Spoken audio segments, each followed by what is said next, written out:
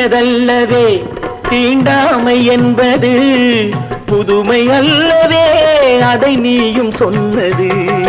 புதியதல்லவே தீண்டாமை என்பது, புதுமை அல்லவே அதை நீயும் சொன்னது.